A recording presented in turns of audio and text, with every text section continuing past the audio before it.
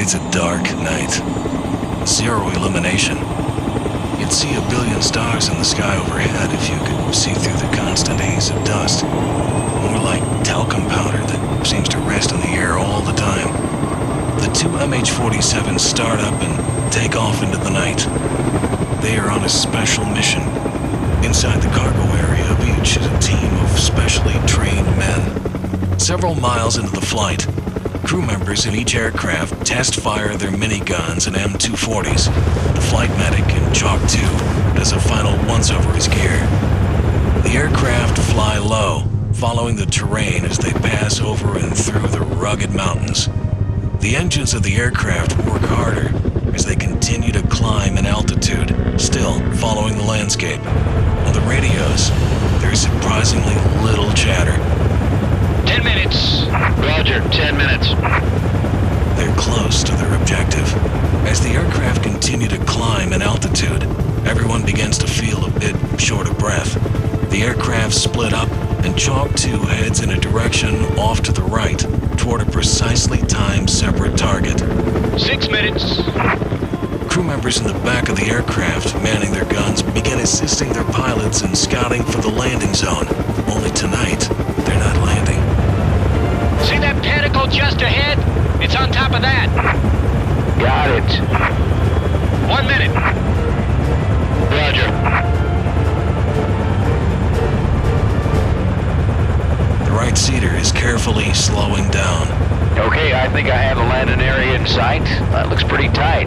Roger that, sir. I have the LZ in sight. Continue forward 100. Slow your forward speed. Looking good, sir. Forward 50. Continue down. The pinnacle is no bigger than 20 feet square. Definitely too small to land. But they all knew this coming in. No, not too bad. I think we'll blow it out. Okay, sir. I still have the ground in sight. Come forward 10. With the aircraft now over the pinnacle, the dust from the ground begins to kick up. The pilot hovers forward slowly, straining to see something to keep the aircraft steady. Clear down the left. Roger, sir. Clear down right.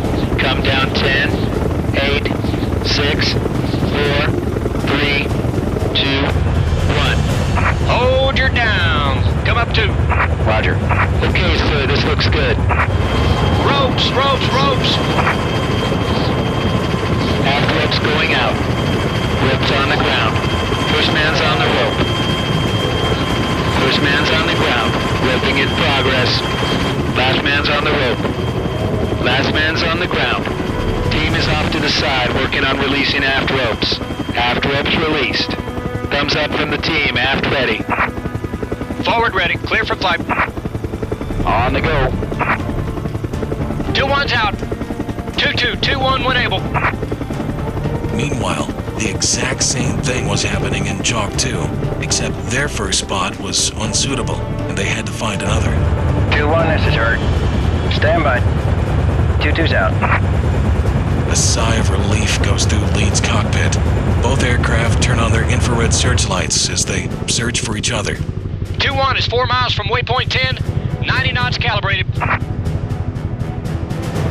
Roger, Turkey. The aircraft link up and continue, headed to a refuel stop. As they pass through a valley, a stream of heavy tracer fire wings its way into the air at the flight. Chalk 2 executes an evasive maneuver. The fire is close, but thankfully doesn't hit anything. The aircraft link up at the ARIP, begin the aerial refuel procedures. They are conducting a receiver low procedure so they can remain low level longer. Dark Horse 2-1, altimeter reading 2-9er 2. Roger, 2-9er 2. 2-1 is in the pre-contact position. Clear for contact. Fuel flow checklist complete. Refueling in progress. They have to time their quantities of gas so as not to arrive at the exfil site too heavy and still make it back to base. Refueling complete. Descending down to tactical altitude. 2-1, this is 8-7, ready for exfil.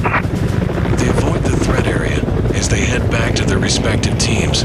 They'll have to hoist the team members back up into the aircraft one by one over those same high-altitude brown-out pinnacles in zero illumination.